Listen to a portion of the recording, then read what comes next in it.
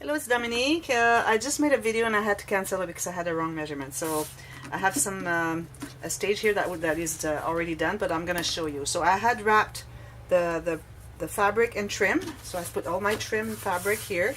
I wrapped it around and made sure it was like half an inch inside. And then what I've done, I have calculated the pieces, like the paper I'm putting right here.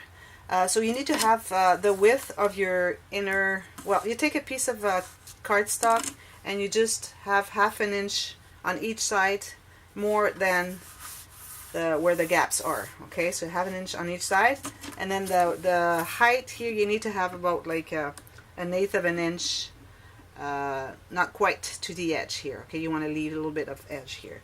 So you do that for all three of them. So I'm going to give you the measurements. Here I have 2.5. For the small one, I have 2.5 inches by 8.25. This one here I have 4.25 by 8.25, and this one here I have 2.5 by 8.25. You just glue those. Where you have the fabric, you need to use the fabric glue, and the rest can be just regular tacky glue. And when you put the paper, the glue on the back here, before you glue it, make sure you put a fine line of glue just on the edge of the chipboard to make sure that everything is really glued all the way to the edge. It doesn't bubble when you fold it. So you do that. If you have any problems, just let me leave me a comment in the comment box, and I can show you on a different project. Okay. By the way, I'm doing all small portions of the tutorials because sometimes people ask me certain techniques, so I can refer them to just the technique they need to know. So I'm doing one technique at a time. Okay, so that's done.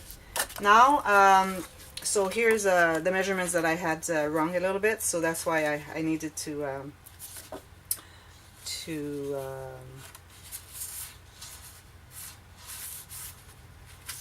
come these are the same? Okay, they're just 1/4 inch less. Yeah, okay, sorry. So that's why I needed to redo this video.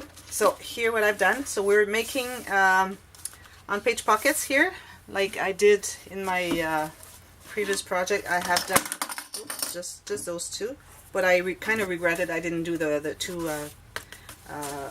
far ones. So I'm gonna make one on each page, okay? Because I really like to have an extra pocket behind the whole interaction.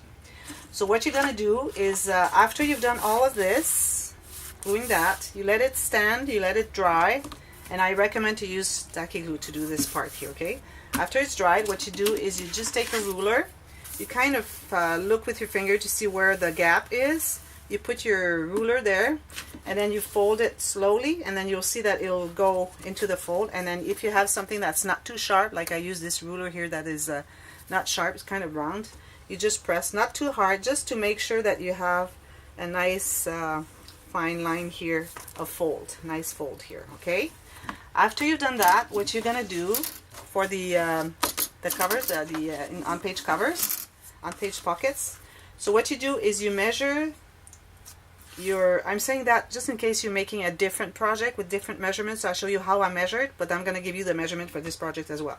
So you measure the width of your, for the inside of one fold to the inside of the other fold, going towards the center of your piece. So here I have 5.5, so you need to have an inch more, so it would be 6.5 by 8.5.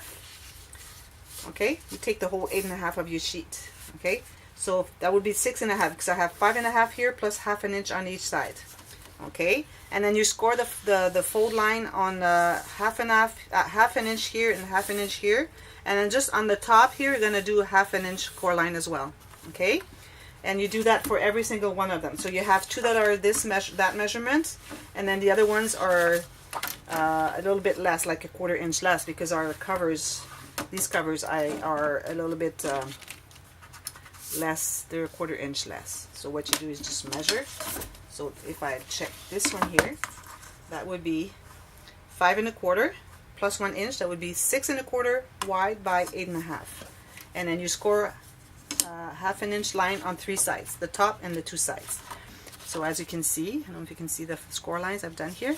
Now the corners where the score lines meet, you're going to cut like we just did we did with the covers. I mean the pieces of paper that cover the covers. A little confusing here. So you just cut this angle, but you go all the way to the corner here. And then you're going to put the glue on the top part only, on the inside, and you just glue it inside. You just fold it inside.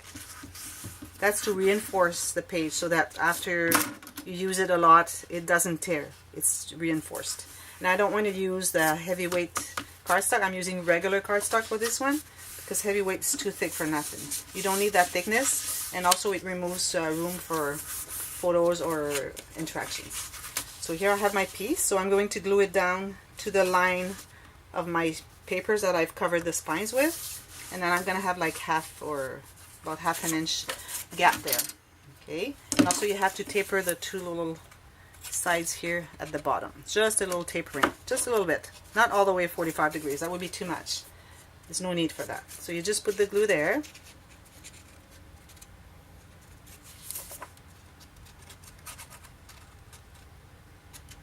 Just those two sides, and then one fine line at the bottom from the one corner to the other corner, just one line. Okay, and then you make sure that you, is this the good one? Yeah, so you make sure you go to the inside of the fold, the other side of the fold. You kind of center it. It might be a little bit smaller, and you go all the way down to the line, the paper that you've covered the spine. So it has to be one straight line all the way, and you just press on it. Okay, and later we're going to cover the inside here with paper, with pattern paper, so it makes a nice finish inside. So you're going to cover all of this here. Don't worry about that. So you do that to all of them, and then after that we'll come back and start making the interactions. Okay, so we'll see you later. Thank you.